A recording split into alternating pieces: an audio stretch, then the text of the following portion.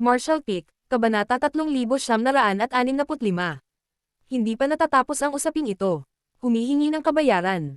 Si Yang Kai ay maaaring ituring na nasaksihan ang kakayahan ng Lady Boss na manggulo sa iba ng walang katapusan. Hindi siya nakaimik sa kanyang puso, ngunit sa pagkakataong ito ay natural na hindi niya hahayaang mawalan ng mukha ang Lady Boss, kaya agad siyang humakbang at naglabas ng 10 bote mula sa tambak ng mga bagay sa auction. Naglabas siya ng 10 bote ng Great Dao Pills. Iniisip niya na si Luo Haiyi ang tumulong sa kanya sa pagkakataong ito, at nagkataong kulang siya sa mga tabletang ito. Hindi masamang ideya na bawiin at ibigay ito sa kanya para tulungan siyang i-condense ang kanyang Dao-Seal. Bilang miyembro ng First In, dapat kahit konti ay mas may kakayahan ka. Nang tatayo na si Yang Kai, pumasok sa kanyang tenga ang mga salita ng Lady Boss. Napaawang ang bibig ni Yang Kai. Paanong hindi niya maintindihan ang ibig sabihin ng mga sinabi nito? Sinasabi ba niya na siya ay walang kabuluhan para sa pagkuha ng ganoong kaliit na halaga? Nagngangalit ang kanyang mga ngipin, inabot niya at kinuha ang Grandson's True Fire. Damyugo ang puso ni Yun Zhenhua habang nakatingin siya sa gilid. Isa ito sa mga huling item ng auction, at ang halaga nito ay malapit sa 2 milyong Heaven Opening Pills. Sobra naman ang lokong babaeng ito. Sa kasamaang palad, ang lakas nito ay hindi kasing ganda ng sa kanya, at nasaksihan niya ng sariling mga mata ang kabaliwan nito, kaya hindi siya naglakas loob na magsalita. Dahil walang sinabi ang Lady Boss, hindi na lang tumigil si Yang Kai.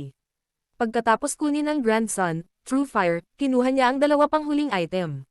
Huwag kang masyadong lumayo, magpakita lamang ng ilang pagpapahalaga.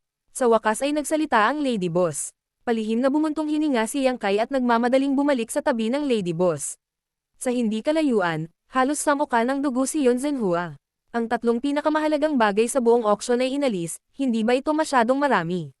Bagamat kakaunti ang 3 item, ang halaga nito ay halos kalahati ng presyo ng auction. Bakit hindi mo rin kinuha ang iba? Shopkeeper yon, mukhang hindi ka kumbinsido. Ang Lady Boss ay tumingin kay Yun Zhenhua na walang pakialam.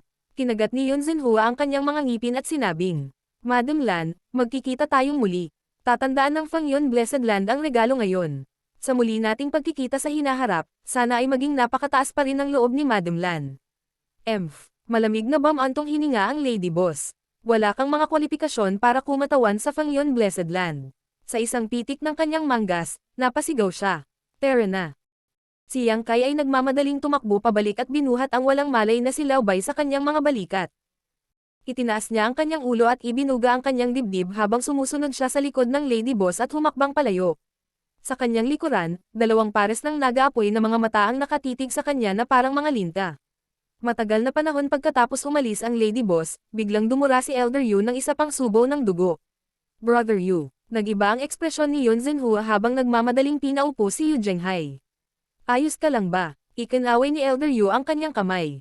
Nagbago ang kanyang ekspresyon, na para bang tumanda siya ng ilang daang taon sa isang iglap. Isang mahinang tawa ang pinakawalan niya. 1 o 2 bagay talaga ang natutunan ko ngayong araw.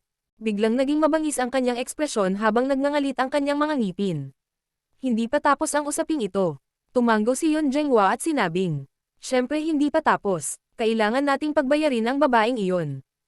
Iuulat ko ang lahat ng nangyari ngayon sa punong tanggapan, at pagdating ng panahon, magpapadala ang punong tanggapan ng isang tao para humingi ng hustisya mula sa kanya. Bahagyang tumango si Elder Yu at kumunot ang noo. Brother Yun, bakit napaka-tyrannical ng babaeng iyon?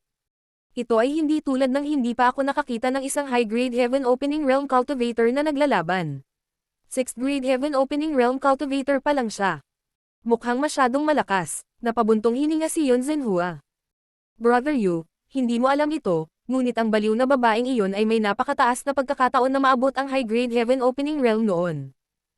Gayunpaman, dahil nagmamadali siyang umaban, wala siyang pagpipilian kundi maabot ang 6th grade Heaven Opening Realm. Kahit na nasa kalagitnaan lamang siya ng 6th grade Heaven Opening Realm, nandoon pa rin ang kanyang pundasyon.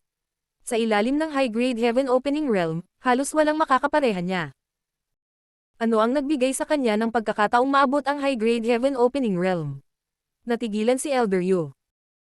Kahit na ang 6th grade ay isang hakbang lamang mula sa high grade, sa isang martial artist, ang isang hakbang na ito ay parang isang makalangit na moat. Kung hindi dahil wala na silang ibang mapagpipilian, bakit pa sila susuko sa magandang kinabukasan? Bagamat nagkaroon ng pagkakataon ang babaeng iyon na umunlad pa sa hinaharap, mangangailangan iyon ng hindi mabilang na flow ang Time Great Emperor at walang katapusang enerhiya. Bukod dito, ang iba't ibang mga cultivator ay magkakaroon ng iba't ibang antas ng pagpapabuti sa hinaharap. Dahan-daang umiling si Yon Zhenhua. Hindi ako masyadong sigurado tungkol dito. Parang para sa isang lalaki. Malamig na ngumuso si Elder Yu. Ang pag-ibig ay mahaba, at ang kabayanihan ay maikli. Hindi alam kung ano ang naisip niya, ngunit biglang naging malungkot ang kanyang ekspresyon. Nang makita ito, alam ni Yon Zhenhua na naantig ang puso ni Elder Yu. Eto na, medyo nagkataon lang. Si Elder Yu mismo ay nagkaroon din ng pagkakataon na maabot ang 6th grade Heaven Opening Realm noon, ngunit dahil sa pag-ibig, napilitan siyang maabot ang 4th grade Heaven Opening Realm. Mula sa puntong ito, siya ay medyo katulad ni Madam Lan. Binuhat ni Yang Kai si Old White at tahimik na sumunod sa likod ng Lady Boss, na umaakit sa atensyon ng maraming dumadaan. Hindi umimik ang Lady Boss, at hindi alam ni Yang Kai kung ano ang sasabihin, medyo nakonsensya. Ngayon, nakita na niya ang kahangahangang kapangyarihan ng Lady Boss, ngunit hindi niya inaasahan na sesabog ito ng ganoon kalaki. Medyo nagilty siya, iniisip kung may problema ba siya sa Lady Boss. Lumapit ang isang figure mula sa harapan. Si Luo Hai iyon. Nang makita si Yang Kai na nasa kahabag-habag na kalagayan at ang Old White na walang malay, nagulat si Luo Hai. Tinakpan niya ang kanyang bibig at nagtanong, Master Yang, okay ka lang? Umiling si Yang Kai. Ayos lang ako. Maraming salamat sa pagkakataong ito. Kung hindi dahil sa ulat ni Luo Hai, hindi sana mabilis na dumating ang Lady Boss. Sabi ni Luo Hai, wala akong ginawa, maliit na bagay lang. Habang nag-uusap ang dalawa, lumakad na ng palayo ang Lady Boss. Nang makitang wala siyang balak na huminto, nagmamadaling sinabi ni Yang Kai. Kunin mo ang mga bagay na ito. Hahanapin kita mamaya.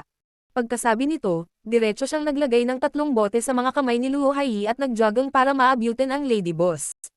Matapos mawala si Yang Kai, ibinaba ni Luo Hai ang kanyang ulo upang tingnan ang 3 bote ng jade sa kanyang mga kamay. Binuksan niya ang takip ng bote at agad na napasigaw sa gulat. Nasa loob ng mga bote na ito ang Great Dao Pills na lagi niyang pinapangarap. Ang bawat bote ay naglalaman ng 2 table tas, kaya may 6 na tableta sa 3 bote. Isa ito sa mga item na na-auction dati. Nakatingala ng may pasasalamat, si Luo Hai ay lihim na nagngangalit ang kanyang mga ngipin. Siguradong maaalala niya ang kabaitang ito sa kanyang puso.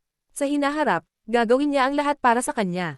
Sa daan pabalik sa First Inn, lumabas ang accountant at ang kusinero para salubungin sila. Nang makita ang kahabag-habag na kalagayan ni Yang Kai at Old White, napuno sila ng matuwid na galit at sumisigaw na ipaghiganti ang dalawang magkapatid. Natakot si Yang Kai sa kanila. Ang Lady Boss ay gumawa ng isang malaking kaguluhan at kahit na binawi ang kanyang kapital at interes. Kung pag-uusapan nila ang mga pagkalugi, ang Fangyun Auction House ang dumanas ng malaking pagkalugi. Sa oras na ito, hindi siya nang ahas na hayaan silang magdagdag ng panggatong sa apoy. Dali-dali niyang hinikayat ang mga ito at sa wakas ay inalis ang kanilang mga iniisip. Kunin mo si Old White. Bulag ba kayong dalawa? Lumingon ang Lady Boss at pinandilatan ang accountant at ang kusinero. Nang inig ang accountant at nagmamadaling pumunta sa harapan para kunin ang walang malay na Old White. Magpahinga ka ng mabuti sa mga susunod na araw. Mas importanteng gumaling muna ang mga sugat mo. Lumingon ang Lady Boss at pinaalalahanan si Yang Kai. Ito ang unang pagkakataon na nakita niya itong kausapin siya ng mabait. Hindi sanay si Yang Kai, pero pumayag pa rin siya. Pagod na ako. Humikab ang Lady Boss at naglakad patungo sa likod bahay. Siya ay kaakit-akit na hindi mabilang na mga kumakain sa bulwagan ay hindi maiwasang titigan siya. Noon lang napansin ni Yang Kai na hindi nasukli ang buhok ng Lady Boss at nakasabit lang sa kanyang mga balikat. Pagkatapos lamang mawala ang figure ng Lady Boss ay biglang sumingit ang tahimik na lobby. Ngumisi si Yang Kai at sinabing, babalik din ako para magpahinga. Pagkatapos nitong malaking kaguluhan, pagod na pagod din siya. Sa mga sumunod na araw, sa wakas ay naranasan ni Yang Kai kung ano ang ibig sabihin ng mamuhay na parang prinsipe. Araw-araw, ang kusinero ay personal na nagpapadala ng maraming pampalakas at pampalusog na pagkain. Lahat sila ay napakasustansya. Bilang karagdagan sa mahusay na kasanayan sa pagluluto ng kusinero, si Yang Kai ay kumakain ng malinis na bawat pagkain. Sa salita ng kusinero, para itong dinilaan ng aso. Pagkatapos kumain ng ilang araw, si Yang Kai ay sobrang sustansya na ang kanyang chi at dugo ay umaakyat. Sa huli, ayaw na talaga niyang kumain. Sinabi ng kusinira na inutusan sila ng Lady Boss na panoorin siyang matapos kumain. Hindi lang siya, kundi si Old White din ang gumawa nito. Walang ibang choice kundi tapusin ang pagkain. Sa mga masusustansyang pagkain na ito at sa sarili niyang kakayahan sa pagbawi, si Yang Kai ay ganap na gumaling sa loob ng ilang araw. Bagamat hindi ganoon kagaling si Old White, hindi magtatagal bago siya tuluyang gumaling. Hindi na niya kailangang lumabas para magsagawa ng mga gawain. Ito ang benepisyo ng mga nasugatan. Walang magawa ang magkapatid buong araw. Matapos magkasamang dumaan sa ganoong pagsubok, bumuti ng husto ang kanilang relasyon. Paminsan-minsan, nagsasama-sama sila para magkwentuhan at umutot. Medyo nag-alala si Old Boy dahil hindi pa niya nakita ang Lady Boss na nagpakita ng labis na pagmamalasakit sa sinuman sa mga manggagawa sa lahat ng mga taon na ito.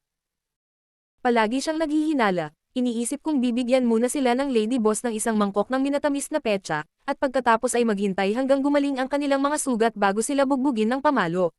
Buong araw siyang naka-tenterhook, hindi niya matikman ang pagkain na ipinadala ng kusinero. Hindi ito masyadong inisip ni Yang Kai noong una. Ngunit pagkatapos marinig ang mga salita ni Old White, nakaramdam din siya ng kaunting pagkabalisa. Ang lahat ng kanilang mga utang ay nakolekta. Kahit na ang insidente sa Fangyun Auction House ay isang lihim, ang katotohanan ay hindi may tatago magpakailanman. Hindi nila alam kung paano lumabas ang balita, ngunit alam ng kalahati ng mga shopkeeper sa Star City na ang Lady Boss ng First Inn ay pumunta sa Fangyun Auction House upang mangolekta ng mga utang. Hindi lang niya sinaktan ng shopkeeper, ngunit marami rin siyang nangangikil. Sino ang maaaring maupo pagkatapos marinig ito?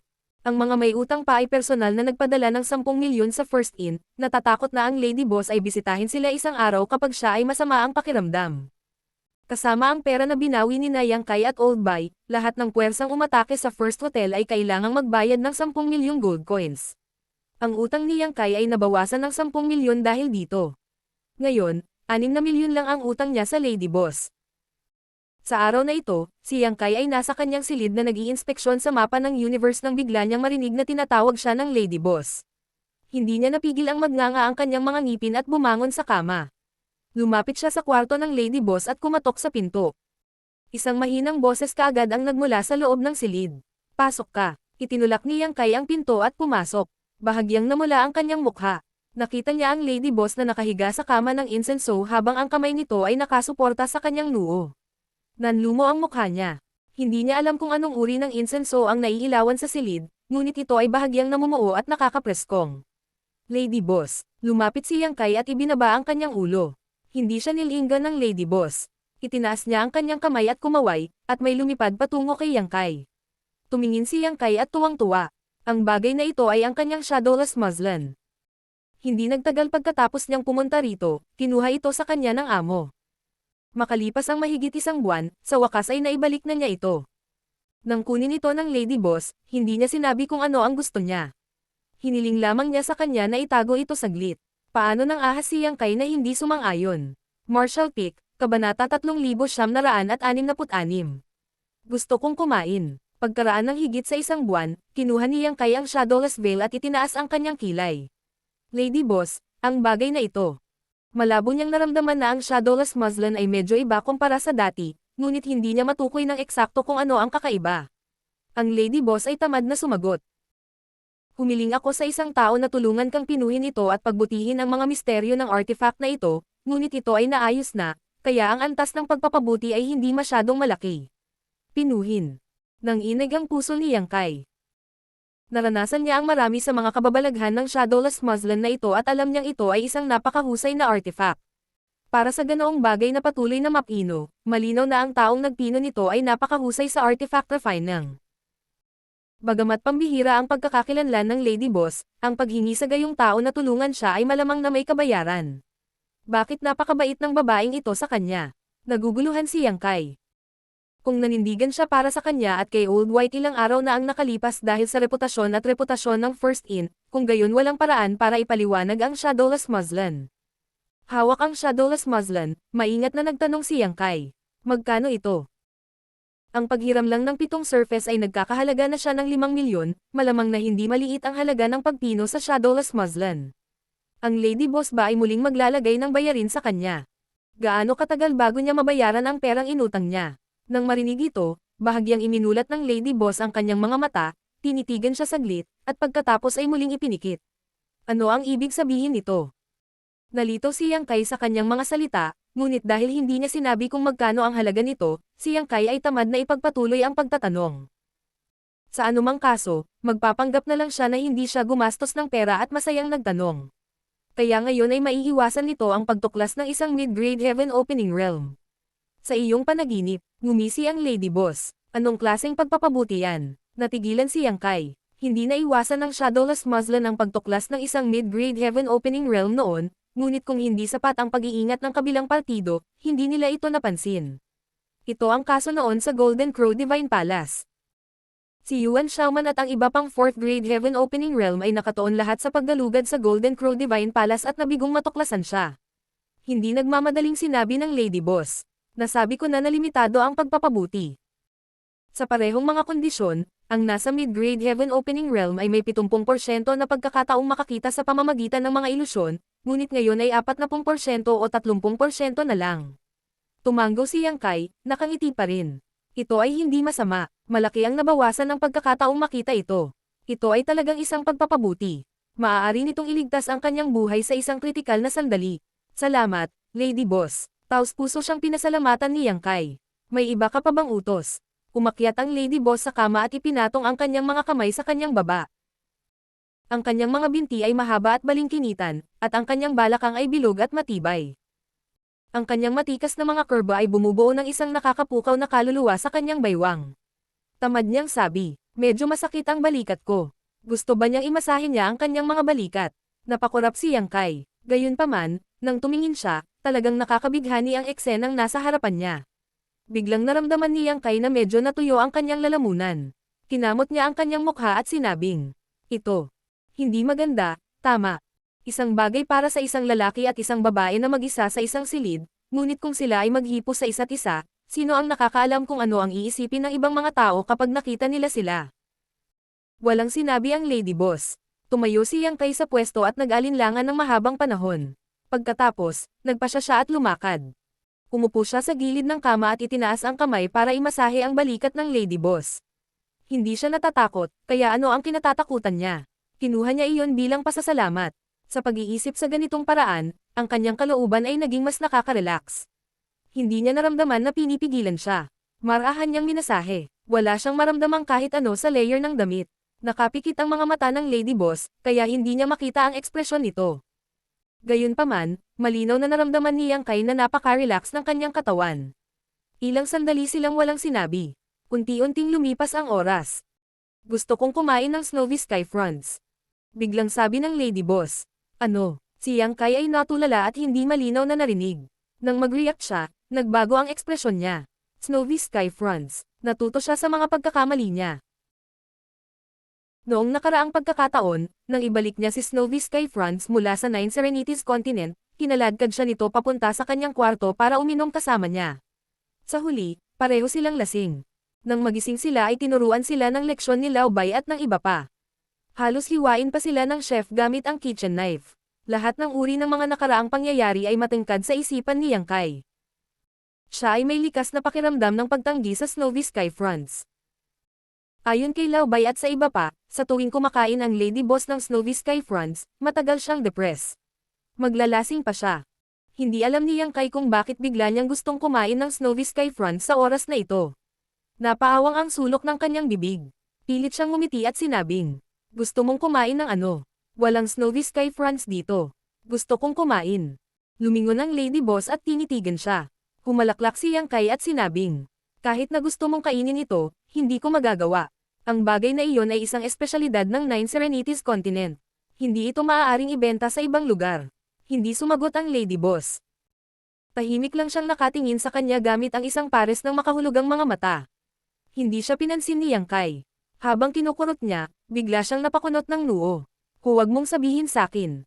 Gusto mong bumiyahe ako sa Nine Serenities Continent. Ang Nine Serenities Continent ay matatagpuan sa malaking teritoryo kung saan orihinal na matatagpuan ang First Inn. Napakalayo noon dito. Noong huling beses na sumugod siya, inabot siya ng kalahating taon. Ngayon, kahit na sa tulong ng Heaven and Earth Escape, aabutin siya ng hindi bababa sa 1 hanggang 2 buwan para mag-round trip. Napakurap ang Lady Boss na siyang sagot niya. Wishful thinking. Galit na galit si Yang Kai. Nais niyang pumunta siya sa malayo upang mamitis ng mga prutas para sa kanya sa isang kapritsyo.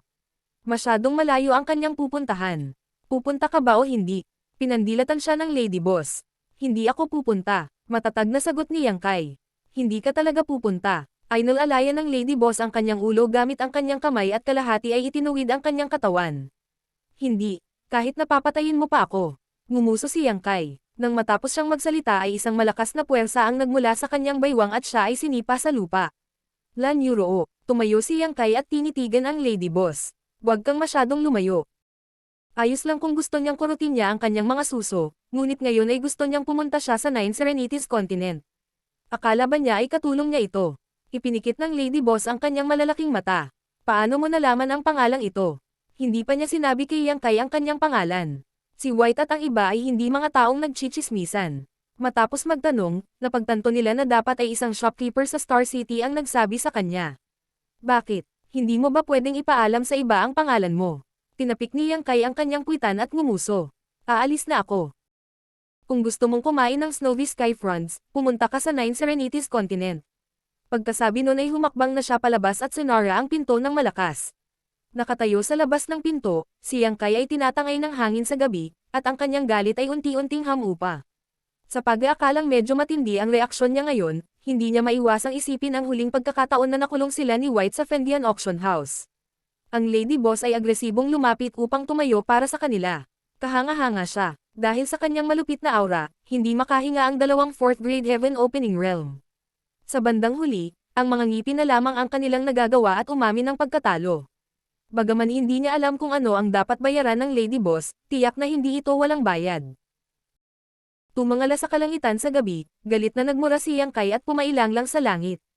Kalokohan. Sa silid, ang Lady Boss ay nakatikom ang kanyang mga pilak ng ngipin. Pagkalipas ng kalahating oras, lumitaw ang figure ni Yang Kai sa labas ng lingjo ng Star City. Sa malawak na universo, walang tao sa paligid. Si Yang Kai ay bumuo ng isang serye ng mga hand seal at tahimik na inactivate ang Heaven and Earth Escape Seal. Hindi nagtagal, isang mahinang koneksyon ang lumitaw sa kanyang isipan. Senyales iyon na konektado siya sa Heaven and Earth Palace sa malaking teritoryong ito. Isang hindi maipaliwanag na hanay ang biglang lumitaw sa ilalim ng kanyang mga paa at dahan-daang umikot. Ang pagbabago-bago ng space principles ay kumalat. Sa mga aksyon ni Yang Kai, ang array ay umiikot ng mas mabilis at mas mabilis. Matapos ang isang dosenang paghinga, bigla itong umungol at bumalot kay Yang Kai ang bola ng liwanag. Nang mawala ang liwanag, nawala si Yang Kai. Nang muli siyang lumitaw, nasa isang hindi pamilyar na malaking bulwagan siya. Sa loob ng malaking bulwagan, may kabuuang 10 hanggang 20 malalaking porma sayon ang inukit at itinayo. Hindi sila gaanong naiiba sa isa't isa. Ang malalaking porma sayon ay lubos na katulad ng porma sayon na lumitaw sa ilalim ng kanyang mga paa noon, at siya ay nasa gitna ng isa sa malalaking porma sayon. Sa iba pang malalaking hanay, ang mga kislap ng liwanag ay lilito paminsan-minsan. Sa tuwing may kumikislap na ilaw, may lilito dito. Heaven and Earth Palace. Iyon ang unang pagkakataon ni Yang Kai na gumamit ng Heaven and Earth Escape Technique. Pakiramdam niya ay napakanobela. Dati, gusto niyang subukan ang mga misteryo ng Heaven and Earth Escape Technique, ngunit sa kasamaang palad, hindi niya nakita ang pagkakataon. Ngayon ay tila bagaman ang Heaven and Earth Escape Technique ay kamangha-mangha, ang mga kakulangan nito ay napakalaki. Sa kanyang kasalukuyang lakas, inabot siya ng 100 hininga ng oras upang may teleport dito. Sa isang buhay at kamatayan na labanan, 100 paghinga ay sapat na oras para patayin ka ng kalaban ng daan-daan o libu-libong beses. Siya ay bihasa sa Dao of Space. Paano kung isa pa itong cultivator na kasing lakas niya? Kakailanganin ito ng mas maraming oras, at ang mga epekto ay hindi magiging maliit. Sa sandaling ito, medyo nahihilo si Yang Kai. Kung tutusin, napakalayo ng distansya na kanyang tinawid, at nahihirapan siyang dalhin. Ang cultivator na lumitaw sa iba pang malalaking hanay ay mas pinalaki. Nakatayo sila doon na nakapikit, namumutla ang mukha at pinagpapawisan. Kung mas mababa ang kanilang lakas, mas malinaw. Kahit na may mga kakulangan, ang Universe Escape Technique ay may napakalaking benepisyo, at iyon ang pagiging pangkalahatan nito.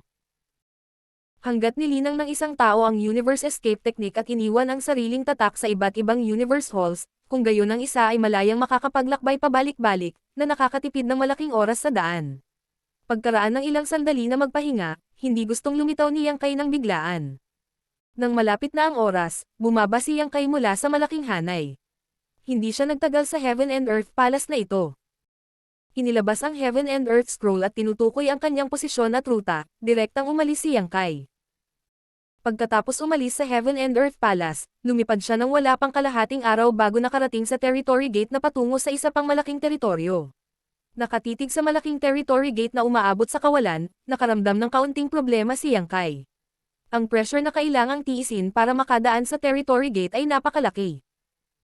Kung ang lakas ng isang tao ay hindi sapat, malamang na sila ay mapunit sa pamamagitan ng malupit na kapangyarihan ng kawalan. Sinabi noon ni Old White na ang isang mid-grade Heaven Opening Realm ay maaaring umasa sa sariling lakas upang puwersahang dumaan sa Territory Gate nang hindi nababahala na masugatan.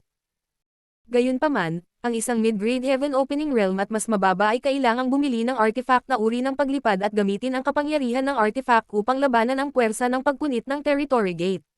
Si Yang Kai ay nagmamadaling lumabas sa mainit na paraan, ngunit nakalimutan niya ito. Natuklasan lang niya ito nang dumating siya. Ano ang dapat niyang gawin? Dapat na ba siyang umuwi? O dapat ba siyang maghintay dito at tingnan kung mayroong sino mang maaaring magbigay sa kanya ng elevator? Sa sandaling ito, hindi big deal ang pag-uwi. Hindi dapat malaman ng Lady Boss na naubusan na siya, kaya hindi ito nakakahiya. Kung maghihintay siya dito, sino ang nakakaalam kung gaano siya katagal maghihintay? Marshall Peak, Kabanata 3967. Ang pinagmulan ng Preparatress. Gayunpaman, dahil narito na siya, ayaw bumalik ni Yang Kai na nasa pagitan ng kanyang mga binti ang kanyang buntot. Parang hindi pa siya dumaan sa Territory Gate. Noong huling pagkakataon, nang ilabas niya ang Daiyu at ang iba pa sa Kikiao Land, sunod-sunod silang dumaan sa ilang Territory Gate. Ang puting Jade Fox ni Asan ay naubusan ng enerhiya, at si Yang Kai ay umasa sa kanyang sarili upang makayanan ang presyon. Sa pag-iisip, mahinang naramdaman ni Yang Kai na hindi dapat maging problema para sa kanya ang pagdaan. Pagkatapos ng lahat, siya ay bihasa sa Dao of Space, at ang lakas ng kanyang katawan ay hindi isang bagay na maaaring ihambing ng isang ordinaryong cultivator. Sa pag-iisip nito, hindi na nagdalawang isip si Yang Kai. Huminga siya ng malalim at naglakad patungo sa malaking Territory Gate. Isang malaking puwersa ng pagsipsap ang nagmula sa Territory Gate, at habang pilit niyang pinipigilan, mas lalo siyang nawalan ng lakas. Sumimangot si Yang Kai at huminto na lang sa pagpigil, hinayaan ang suction force na hilahin siya papasok sa Territory Gate. Nanlalabo ang kanyang paningin habang sumusugod siya sa Territory Gate. Isang hindi maihahambing na nakakatakot na puwersa ng pagluha ang sumalakay sa kanya mula sa lahat ng direksyon. Nagkaroon din ng isang alon ng hindi matiis na pagkahilo, na naging sanhi ng pagkawala ng kanyang direksyon. Ang lahat ng buto sa kanyang katawan ay gumagawa ng mga ingay. Si Yang Kai ay hindi nang ahas na maging pabaya at nagmamadaling hinimok ang Dao of Space, lihim na pinagsama ito sa pabago-bagong Dao of Space sa Territory Gate. Kaagad, nabawasan ang pressure, at natuwa siya. Alam niyang tama ang hula niya. Ang Dao of Space ay maaari talagang mabawasan ang panganib. Dahil dito, mas naging kumpiyansa siya sa pagdaan sa Territory Gate. Pinakalma ang kanyang chi, pinahintulutan ni Yang Kai na maanod ang kanyang katawan, na protektado ng Dao of Space. Pagkaraan ng hindi malamang tagal, biglang nawala ang puwersa ng pagsipsap sa paligid niya, at mas gamaan ang kanyang katawan. Nabawi niya ang kontrol sa kanyang katawan. Pagtingin sa paligid, hindi mapigilan ni Yang Kai na mapangiti. Ito ay dapat na isa pang malaking Territory Gate. Sa madaling salita, nagtagumpay siyang makadaan sa Territory Gate. Gayunpaman, sa bahagyang paggalaw lang ay nakaramdam siya ng walang kapantay na sakit sa buong katawan. Pagtingin niya sa ibaba, laking gulat niya nang makitang natatakpan ng maliliit na sugat ang kanyang katawan, at ang kanyang dugo ay nagkulayan ng ginto sa kanyang buong katawan. Ang kanyang damit ay sira-sira. Ilang sandali pa ay nakaramdam siya ng kirot sa kanyang puso. Alam niyang tama si Lao Bai. Tanging isang mid-grade Heaven Opening Realm Cultivator ang maaaring puwersahang dumaan sa gate ng teritoryo na ito. Walang sino man sa ibaba ng mid-grade Heaven Opening Realm Cultivator ang may kakayahang gawin ito. Sa madaling salita, hindi lang mabigat ang kanyang katawan, nagamit din niya ang space laws para mabawasan ang pressure na kanyang kinakaharap. Kung hindi, talagang hindi niya magagawa ang gayong gawain. Hindi niya masyadong pinansin ang mga ito. Lahat sila ay mababaw na sugat na maghihilom pagkatapos ng ilang araw na pahinga. Nagpalit siya ng malinis na damit, kinuha ang map ng universe, at tinukoy ang kanyang lokasyon. Pagkatapos, naglakad siya sa isang tiyak na direksyon. Habang nasa daan, casual na inihagis ni Yang Kai ang isang space spirit bead. Simula nang dumating siya sa mundong ito, may isang bagay na gusto niyang subukan, at iyon ang limitasyon ng epektibong hanay ng kanyang Space Spirit Bead. Bagamat ang Space Spirit Bead ay makapangyarihan at may parehong epekto sa Universe Escape Technique, ang epektibong hanay nito ay hindi unlimited. Alam na alam ito ni Yang Kai, ngunit hindi pa niya alam kung nasaan ang mga limitasyon nito. Hindi siya nagkaroon ng pagkakataon noon, kaya magagamit niya ang pagkakataong ito para subukan ito. Pagkaraan ng ilang araw, hawak ni Yang Kai ang isang Space Spirit Bead sa kanyang kamay, isang mapagnilay-nilay na tingin sa kanyang mukha. Sa panahong ito, naglabas siya ng ilang Space Spirit Beads. Pagkatapos ng ilang pagsubok, natuklasan niya na ang maximum na epektibong hanay ng Space Spirit Bead ay humigit kumulang 2 araw ng paglipad ng buong bilis. Kahit kailan at hindi na siya madarama ng Space Spirit Bead. Dahil hindi siya nito maramdaman, natural na hindi ito magiging epektibo. Ang 2 araw na paglipad sa buong bilis ay hindi itinuring na maikli. Kung ganoon, ang distansya ng teleportasyon ng Space Spirit Bead ay hindi maihahambing sa Universe Escape Technique. Hindi bababasa, hanggat siya ay nasa isang malaking teritoryo, ang Universe Escape Technique ay magiging epektibo. Hindi ito nakakagulat, ang pundasyon ng Universe Escape Technique ay ang Heavenly Palace. Mayroong Universe Escape Seal sa palasyo, at maraming malalaking pormasayon ang sumusuporta dito. Makatuwiran na ang epektibong hanay nito ay mas malaki kaysa sa Space Spirit Bead. Pagkalipas ng ilang araw, isang pamilyar na mundo ang lumitaw sa harap ni Yang Kai. Ang 9 Underworld Continent. Katulad ng huling pagkakataon, nalagpasan niya ang tanikala ng World Barrier at sumugod sa mini-universe world na ito. Sa isang iglap, naramdaman ni Yang Kai ang telepatikong pag-iisip ng mga Great Emperor sa lugar na ito. Kaagad pagkatapos, isang matandang lalaki ang lumitaw sa kanyang harapan. Bahagya siyang yumuko, bakas sa mukha niya ang pagtataka. Special Envoy Yang. Ang matandang lalaki ay ang Sect Master ng Tianshan, si Bao Zetong. Siya rin ang bumati kay Yang Kai sa huling pagdating niya. Sect Master Bao. Itinaas ni Yang Kai ang kanyang mga kamay bilang pagbati. Nagtataka na tanong ni Bao Zetong. Special Envoy Yang, bakit ka nandito? May order ba si Madam Lan? Napabuntong hininga si Yang Kai. Wala siyang utos. Nagugutom ang Lady Boss at gustong kumain muli ng Snowy Sky Fronts. Hiniling niya sa akin na pumunta at pumili ng ilan para sa kanya. Nabigla si Bao Zetong. Gustong kainin ulit ni Madam. May problema ba? Natarante siyang tinignan ni Yang Kai. Kinawian ni Bao Zetong ang kanyang kamay. Walang problema, walang problema. Special Envoy Yang, mangyaring sumama ka sa akin. Nagtataka siya kung bakit gusto ni Madam Lan na muli ang Snowy Sky Front sa lalong madaling panahon. Noon, ayaw ni Madam Lan kahit isang beses sa bawat 10 o 20 taon. May hihilingin lang siya, piliin mo ito kapag dumaan siya sa lugar na ito. Gayunpaman, kalahating taon na lang ang lumipas mula noong huling pagkakataon. Bagamat nakikiusyoso siya, hindi siya masyadong makapagtanong. Humingi siya ng tawad at humarap sa braso ni Yang Kai. Tumawag siya ng isang babae at inutusan siyang pumili ng ilan para sa Snowy Sky Fronts. Aanyayahan na sana ni Bao Zetong si Yang Kai na maupo nang sabihin ni Yang Kai. Sabay na tayo. Tumanggo si Bao Zetong. Oo naman. Umalis silang tatlo at lumipad patungo sa isang bahagi ng Heavenly Mountain. Hindi nagtagal at nakarating sila sa isang lambak. Ang lambak ay hindi malaki at napapaligiran ng mga bundok. Gayunpaman, nang dumating si Yang Kai, malinaw niyang naramdaman na may mga malalakas, mga cultivator na nagbabantay sa lugar na ito. Bagamat wala sila sa antas ng Great Emperor, nasa hangganan sila ng mundong ito. Bilang karagdagan, may mga patong ng mga pormasayon na nakalagay sa loob at labas ng lambak. Malinaw na ang Heavenly Mountain ay nagbigay ng malaking kahalagahan sa lugar na ito. Sa lambak, may mga 50 hanggang 60 maliliit na puno na kasing taas ng 2 tao. Hindi pa nakita ni Yang Kai ang mga punong iyon, ngunit pamilyar ang mga prutas na nakasabit sa mga puno. Sila ay kasing laki ng kamao ng isang sanggol at kulay itim na pula. Sila ang Snowy Sky Fronts. Kinain na ni Yang Kai ang prutas na ito dati.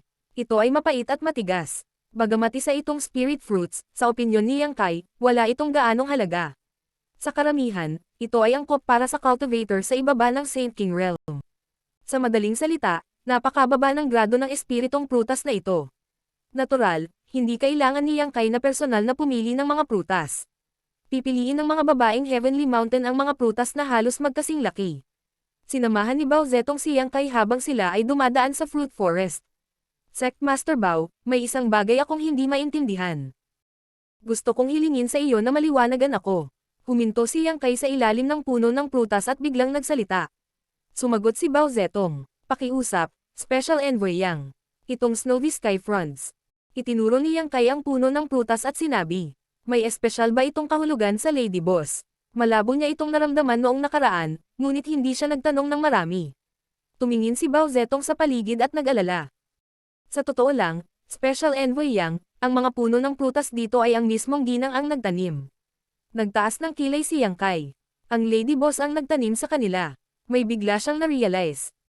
Hindi kaya ipinanganak ang Lady Boss sa Nine Serenities Continent. Kung hindi siya dito ipinanganak, bakit dito siya magtatanim ng mga puno ng prutas? Oo, bahagyang tumango si Bao Zetong, bakas sa mukha niya ang pagmamalaki. Ang ginang ay dating pang-43 sect leader ng Heavenly Mountain. Naintindihan na ni Yang Kai ngayon.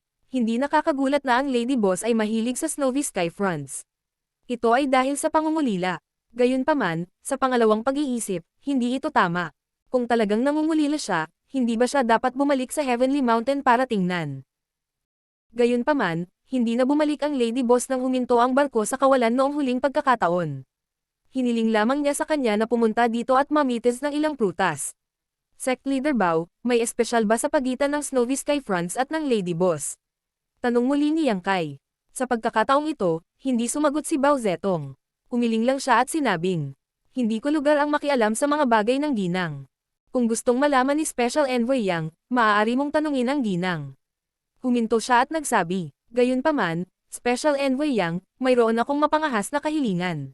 Hindi ko alam kung dapat kong sabihin ito. Pakiusap, Sect Leader Bao. Sinabi ni Bao Zetong. Ang Bao na ito ay time na umaasa na maaalagaan ni Special Envoy Yang ang ginang. Hindi napigilan ni Yang Kai na matawa. Ang Lady Boss ay isang 6th grade Heaven Opening Realm Master, kaya napaka-impressed niya. Ako ay isang maliit na Emperor Master. Paano ko siya aalagaan? Sa kabilang banda, inaalagaan kami ng mabuti ng Lady Boss. Ngumiti si Bao Zetong at hindi na nagsalita pa. Saglit silang naglakad pasulong. Sinabi ni Yang Kai, Sect Leader Bao, gusto kong magdala ng puno ng prutas. May problema ba? Nag-isip sandali si Bao Zetong. Oo naman, 12 ng mga puno ng prutas dito. Hindi ko akalain na masisisi ako ng ginang sa pagkuha nito. Nagpasalamat si Yang Kai sa kanya at agad na pumasok sa trabaho. Hindi naman ito mahirap at ilang sandali lang ay natapos niya ito. Sa pagkakataong ito, nabaliw ang Lady Boss at pinapante siya sa Nine Serenities Continent para pumili ng Snowy Sky Fronts. Kung nabaliw na naman siya sa susunod, hindi ba kailangan niyang pumunta ulit dito? Mag-transplant muna siya ng isa sa sarili niyang medicine garden. Pagkatapos ng lahat, hindi dapat maging mahirap na linangin ang bagay na ito. Hahayaan niya ang dalawang maliit na wood spirit na pangasiwaan ito mamaya. Sa kanilang mga kakayahan, makakapag-ani sila ng 12 o daan-daang puno sa loob ng wala pang 1 o 2 araw. Sa oras na iyon, hindi na niya kailangang dumaan sa napakaraming problema. Nang matapos siya dito, halos tapos na ang Snowy Sky Fronts. Lumapit ang babaeng Heavenly Mountain na may dalang basket ng mga spirit fruit at ibinigay ito kay Yang Kai. Matapos tanggihan ang imbitasyon ni Bao Zetong na manatili, agad na umalis si Yang Kai at nagmamadaling bumalik. Kinailangan siya ng higit sa 20 araw upang pumunta rito, at halos parehong oras upang bumalik. Ang round trip na ito ay inabot siya ng 1.5 buwan. Nang nagmamadaling bumalik si Yang Kai sa First Inn, hinarang siya ni Old Bai. Na may pag-aalala sa kanyang mukha, bumulong si Old Bai. Naglakas loob ka bang bumalik? Saan ka napunta sa lahat ng oras na ito? Inutusan ako ng Lady Boss na lumabas at gumawa ng isang bagay. Sagot ni Yang Kai, ano ang sinasabi mo? Pinandilatan siya ni Lao Bai. Nagalit ang Lady Boss nang hindi kanya mahanap. Kung lumabas talaga siya para may gawin para sa Lady Boss, paanong hindi alam ng Lady Boss? Bilisan mo at umalis ka. Huwag ka nang babalik pa. Kapag nalaman ito ng Lady Boss. Sabi ni Lao Bai habang tinutulak niya si Yang Kai palabas. Biglang nalamig ang kanyang ekspresyon. Inilabas niya ang kanyang mga ngipin at sinabing, huli na ang lahat. Ang boses ng Lady Boss ay narinig niya sa kanyang isipan at natuklasan ang presensya ni Yang Kai. Walang lakas na magsalita si Yang Kai. Dirdiretso siyang pumasok sa inn. Pupuntahan ko siya. Hindi na siya napigilan ni Lao Bai. Nakipagpalitan siya ng tingin sa accountant. Nang maisip niya ang nakakatakot na kalagayan ng Lady Boss, hindi niya maiwasang manginig. Marshall Peak, Kabanata 3968. Isang radiant preparatress. Pagdating niya sa kwarto ng Lady Boss, kumatok si Yang Kai sa pinto. Isang malamig na boses agad ang nanggaling sa loob ng kwarto. Pumasok ka rito. Pinaliit ni Yang Kai ang kanyang leeg. Alam niyang hindi nagsisinungaling si Lao Bai. Mukhang hindi maganda ang mood ng Lady Boss. Maging ang tono niya ay parang napaka-nakakatakot. Gayunpaman, siya ay nasa isang misyon, kaya hindi siya natatakot sa anumang bagay.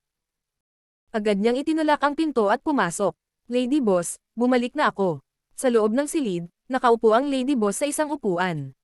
Sinulyapan niya ito ng malamig na ekspresyon. Nang marinig niya ito, natawa siya. May lakas ka pa bang bumalik? Sinampal niya ang mesa at galit na sumigaw. Bakit hindi ka mamatay sa labas? Hindi ba't hiniling mo sa akin na piliin ang Snow Sky Fronts? Ngayong muli niyang sinasabi ang mga bagay na iyon, naramdaman niyang kay ang pagsiklab ng galit sa kanyang puso. Nakakuyom ang kanyang mga kamao, malapit na siyang makipagtalo, ngunit pagkatapos ay naalala niya kung paano siya sumugod sa Storm Auction House upang iligtas siya at si Old Bai. Pilit na pinipigilan ang galit sa kanyang puso, humakbang siya ng walang sabi-sabi. Lady Boss, ibinalik ko na ang gusto mo. Anong gusto ko? Ano ang gusto ko? Ang Lady Boss ay nakadikit ang kanyang mga ngipin. Mukhang gusto niyang kagatin ang isang piraso ng laman ni Yang Kai. Nang matapos siyang magsalita ay bahagyang bamuka ang maliit niyang bibig. Panay ang tingin niya sa isang basket ng kawayan sa mesa. Ang bamboo basket ay puno ng pula at itim na prutas na kasing laki ng kamao ng isang sanggol. Sariwang-sariwa ang amoy nila, na parang dinampot lang. Ang Snow Sky Fronts. Nagulat si Lady Boss. Nawala ang galit niya sa isang iglap. Natarante niyang sabi, saan mo nakuha? Ngumisi si Yang Kai. Saan ko pa ito makukuha? Biglang tumayo ang Lady Boss at gulat na sinabi. Pumunta ka sa Nine Serenities Continent. Inis na sinabi ni Yang Kai. Kalokohan, espesyalidad ito ng Nine Serenities Continent. Saan pa ako pupunta? Nawala ka saglit dahil nagpunta ka sa Nine Serenities Continent. Hindi pa rin makapaniwala ang Lady Boss. Dilat na dilat ang mga mata niya. Akala mo saan pa ako nagpunta? Sinulyapan siya ni Yang Kai at nagulat nang makitang ang Lady Boss ay may hitsura ng pagkakasala at takot sa kanyang mga mata. Hindi niya maiwasang mapatingin sandali sa kawalan. Hindi niya alam kung ano ang kinatatakutan niya. Paano ka nakarating sa Nine Serenities Continent? Tanong ng Lady Boss. Paano pa ba tayo pupunta? Kaya lang. Huminto si Yang Kai, biglang napagtanto na walang paraan para ipaliwanag ito. Wala siyang artifact na uri ng paglipad na maaaring labanan ang puwersa ng pagpunit ng territory gates, kaya paano siya makakadaan sa mga ito? Kung sasabihin niya sa Lady Boss na ginamit niya ang kanyang pisikal na katawan sa paglalakbay sa kalawakan, malamang na hindi siya maniniwala sa kanya, kaya nagpa siya siyang huwag nang magkwento pa rito. Kinuwi-kuwi niya ang kamay niya at sinabing, kung gusto mong kainin, kainin mo agad. Hindi naman sariwa yan pag natitira ng matagal. Magpapahinga muna ako. Kinuyam niya ang kanyang mga kamay at tumalikod para umalis. Saktong pag-angat niya ng paa niya ay biglang may humawak sa kwelyo niya. Nilinggan niya ang kanyang ulo at nakita niyang nakatayo sa likuran niya ang Lady Boss, hinahawakan ang kanyang damit. Ano? Hoy, bakit mo hinuhubad ang damit ko? Napuno ng gulat ang mukha ni Yang Kai. Direkta siyang hinawakan ng Lady Boss at inihagis sa kama, ang isang kamay ay nakahawak sa kanya habang ang isa naman ay naghubad ng kanyang damit. Ano ang mali sa babaeng ito? Gusto niyang lumaban, ngunit sa mga kamay ng isang 6th grade Heaven Opening Realm, hindi man lang siya makatawag ng kahit katiting na lakas, kaya paano siya makakalaban? Pagkaraan ng ilang segundo, hinubad ang kanyang damit. Nabaliw ka na ba? Galit na sigaw ni Yang Kai, ang kanyang mga mata ay nagluluwa ng apoy. Ito ang unang pagkakataon na nakatagpo siya ng ganoong sitwasyon. Paano mapipilitin ng isang babae ang isang lalaki sa kama at hinuberan? Galit na pinandilatan niya ito. Nakita na lamang niya ang Lady Boss na nakatitig sa kanyang nakalantad na dibdib at baywang. Pagkatapos, iniunat niya ang isang kamay at marahang hinawakan ang mga ito. Ang kanyang haplos ay mainit at humihila sa kanyang puso. Hindi napigilan ni Yang Kai na mapaungol, ang kanyang pagtutol ay agad na naging mas matatag. Bigla na naman siyang sumirit. Ang Lady Boss ang humipo sa kanyang mga sugat, na nagdulot sa kanya ng matinding sakit. Bagamat ang kanyang pisikal na katawan ay walang katulad na lakas, at ginamit niya ang Space Principles upang mabawasan ang panganib kapag dumaan siya sa Territory Gate, sa tuwing dadaan siya ay puno ng mga galos. Hindi naman sila malubhang pinsala, sadyang mukhang miserable sila. Pagkatapos ng ilang araw ng paggaling, natural na siya ay gagaling. Siya ay nagmamadaling bumalik ng walang tigil at direktang lumapit sa Lady Boss. Hindi pa naghihilom ang mga sugat niya. Puwersa kang dumaan sa Territory Gate. Hindi makapaniwalang tumingin ang Lady Boss kay Yang Kai. Itinulak siya ni Yang Kai palayo at tumayo para isuot ang kanyang damit. Ngumuso siya. Ano pa bang magagawa ko? Baliw ka ba? Sumigaw ang Lady Boss. Hindi mo ba alam na ito ay lubhang mapanganib? Kung sakaling. Hindi ba ikaw ang nagpaalam sa akin na pumunta? Inayos ni Yang Kai ang kanyang magugulong damit at hindi man lang nagtaas ng ulo. Ako. Biglang nawalan ng sasabihin ang Lady Boss. Hiniling niya kay Yang Kai na pumunta sa Nine Serenities Continent para pumili ng Snowy Sky Fronts, ngunit hindi niya ito hiniling na puwersahang dumaan sa Territory Gate. Kung pumayag si Yang Kai, hahanapin niya sana siya ng fly-type artifact na protektahan ang kanyang sarili. Gayunpaman, hindi pumayag si Yang Kai sa oras na iyon at bumalik ng mag-isa. Akala niya ay umalis si Yang Kai sa galit, kaya galit na galit siya sa mga araw na ito. Lady Boss, mayroon ka bang iba mga tagubilin? Kung hindi, magpahinga muna ako. Nakakapagod maglakbay hanggang dito. Ikinulong ni Yang Kai ang kanyang mga kamay at nagtanong. Nang makitang nakatitig lang ito sa kanya nang walang reaksyon, hindi na siya mapakali. Tumanggo siya at tumalikod na para umalis. Pagbukas ng pinto, huminto sandali si Yang Kai. Sa looban, hawak ng accountant ang kanyang gintong abacus at gumagawa ng kaluskos. Si Lao Bai at ang chef ay magkasama, mukhang marangal habang sila ay nagbubulong-bulungan. Paminsan-minsan ay tumanggo ang chef. Itong tatlong board na kasama. Ngumuso si Yang Kai, tumalikod, isinara ang pinto, at naglakad palayo. Sa kalagitnaan, naabutan siya ni Lao Bai. Hindi siya gaanong nagsalita, ngunit same time na pinaalalahanan siya. Huwag mong abalahin ang Lady Boss sa loob ng 3 araw, baka magduse ka. Seryosong tumanggo si Yang Kai. Sariwa pa sa kanyang isipan ang nangyari noong nakaraan. Paano niya magagawang muli ang parehong pagkakamali? Lihim siyang nagdesisyon. Tawagin man siya ng Lady Boss, siguradong hindi siya pupunta. Pagkabalik sa kanyang silid, naupo siya at nagpahinga, nagtitipid ng kanyang lakas. Nakakapagod talaga ang nakaraang buwan ng paglalakbay. Ayaw na ni Yang Kai na mag-isip ng kahit ano ngayon. Gusto lang niya munang matulog ng mahimbing. Lumipas ang gabi ng walang salita. Kinabukasan, maagang lumabas si Yang Kai at abala sa First Inn kasama si Lao Bai at ang iba pa. Napakaganda ng negosyo ng First Inn. Mula tanghali, puno na ito ng mga bisita. Sa katunayan, ang First Inn ay may malaking negosyo at hindi na kailangang umasa sa pagbebenta ng pagkain para kumita. Ang kanilang pangunahing layunin ay mangalap ng impormasyon at makakuha ng lahat ng uri ng lihim na impormasyon. Ito rin ang dahilan kung bakit sila nagbukas ng isang inn. Ang First Inn ay isang lugar kung saan naghahalo ang mabuti at masasamang tao. Doon damalay ang lahat ng uri ng impormasyon. Matapos ang kalahating araw na pagtatrabaho, sa wakas ay nagkaroon na sila ng oras para magpahinga at makipag-chat sa accountant sa counter. Bagamat ang mga taga First Inn ay hindi pa nakakapunta sa Star City ng matagal, ang kanilang kakayahang mangalap ng impormasyon ay walang kapantay. Nakakatuwang pakinggan ang usapan ng accountant tungkol sa mga anekdota ng masters sa Star City. Si Yang Kai ay mas nag-aalala tungkol sa Fangyun Auction House.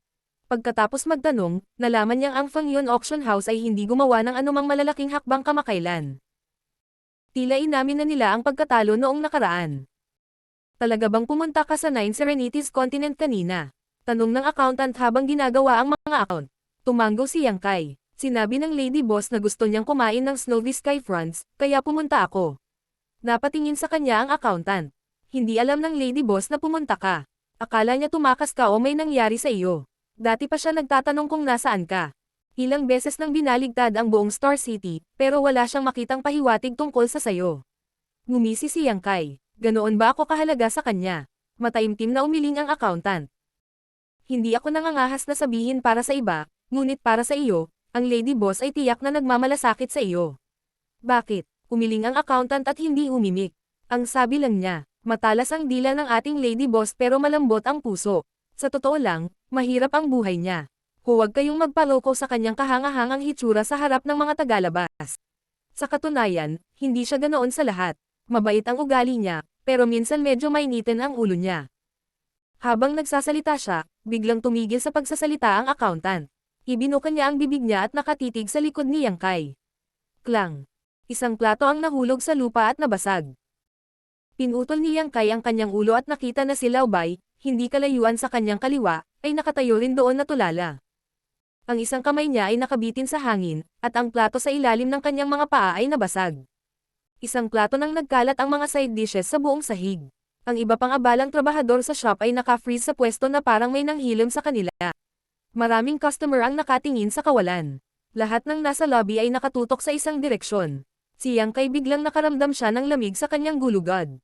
Isang lamig ang damaloy mula sa talampakan hanggang sa tuktok ng kanyang ulo. Napalunok siya ng laway at dahan-daang lumingon. Biglang nanliit ang kanyang mga mata. Sa hindi kalayuan sa kanyang likuran, lumitaw ang Lady Boss sa kung saan. Ang kanyang pinong itim na buhok ay nakatali sa isang ban ng babae, at ang kanyang buhok ay kumikinang sa mga alahas. Isang silver-gilded phoenix hairpin ang ipinasok sa kanyang buhok. Habang naglalakad siya, nanginginig ito na para bang ikakabukan nito ang kanyang mga pakpak at pumailang lang sa langit. Bumagay sa kanya ang damit na suot niya. Ito ay hindi lamang kaaya-aya at marangya, ngunit din matikas at marangal. Ang partikular na kapansin-pansin ay ang mukha ng Lady Boss. Sa sandaling ito, pumasok ang Lady Boss na may matamis na ngiti. Lahat ng mga lalaking customer sa lobby ay tumitig sa kagandahang ito na parang mga linta. Nagpunta ang Lady Boss para batiin ang mga customer sa bawat mesa. Maya-maya'y nagpapakawala siya ng nakakakiliti. Siya pa mismo ang nagbuhos ng alak para sa isang mesa ng mga customer.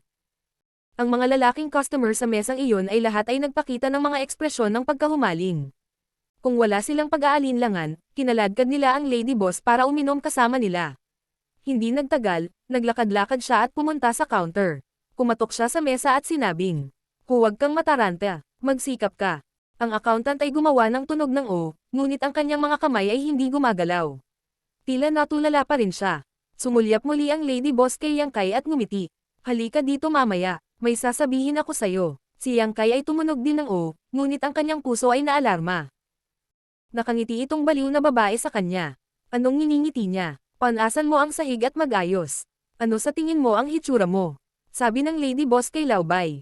Patuloy na tinatango ni Laobay ang kanyang ulo na parang manok na tumutusok sa kanin. Muling tumalikod ang Lady Boss at inabot niya ang kanyang buhok. Sa mahinang boses, tinanong niya si Yang Kai at ang accountant. "Hindi ba masyadong bata ang hairpin na ito para sa akin?" "Hindi bata, hindi bata."